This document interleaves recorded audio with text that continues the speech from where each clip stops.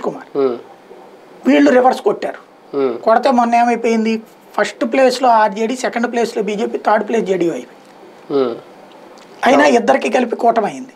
ఇద్దరు కలిపి కూటమి కింద నితీష్ కుమార్కే సీఎం పదవి ఇచ్చారు. కానీ ఆధిపత్యం ఎవరిది ఉంటుంది అక్కడ, బీజేపీ. కాబట్టి తను వెళ్ళి లాలూతో కలిశాడు. ఏమని, ఇక శాశ్వతంగా అక్కడ బీహార్ ముఖ్యమంత్రి పదవి తను వదులుకుంటూ లాలు కొడుకు చేతికి అప్పచెప్పేసి ఓ రకంగా వానప్రస్థాశ్రమం తీసుకోవాలి.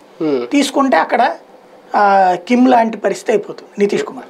కాబట్టి జాతీయ రాజకీయాలు నేను చక్రం తిప్పుతాను, నాకు వెనకాల నువ్వు ఉండు సపోర్ట్ అని అడిగాడు. లాలూ ప్రసాద్ అందుకనే వెంట పెట్టుకుని తిప్పుతున్నాడు నితీష్ కుమార్, లేదా నితీష్ వెంట నడుస్తున్నాడు. నితీష్ కుమార్ని యూపీఏ ఐఎన్డీఏ కూటమి కన్వీనర్ అన్నా చేయాలి, లేకపోతే ప్రధానమంత్రిగానన్నా పెట్టాలి. నితీష్ను ప్రధానమంత్రిగా చేస్తే బీహార్లో అసెంబ్లీలో వీళ్ళు నడుపుకుంటూ దేశవ్యాప్తంగా శుభ్రంగా ఉద్యోగాలన్నీ అమ్ముకోవచ్చు, గడ్డైనా అమ్ముకోవచ్చు, ఏమైనా చేసుకోవచ్చు. వీళ్ళు తన ఇష్టారాజ్యం నడుస్తుంది నితీష్ ప్రైమ్ మినిస్టర్ అయితే. రాహుల్ అయితే కుదరదు కదా. సీట్ల సర్దుబాటు విషయంలో కూడా లొల్లి తప్పదా? పిఎం అభ్యర్థి విషయంలోనే ఎంత గొడవ పడుతుంటే ఈ డిసెంబర్కి ఎప్పుడుకో తేల్చేయాలన్నట్టున్నారు కదా, నిన్న సభలో అవుతుందా? అంటే సీట్ల సర్దుబాటుకి ఇప్పుడు ఒక కమిటీ వేశారు. వేసి వాళ్ళు ఇక్కడ ఆల్రెడీ అందులో ఒక లిటిగేషన్ కూడా పెట్టారు కదా. శివసేన ఇదే తన పేరేంటి స్టాలిన్ ఓ లిటిగేషన్ రైజ్ చేశాడు. మమతా బెనర్జీ కూడా రైజ్ చేసింది.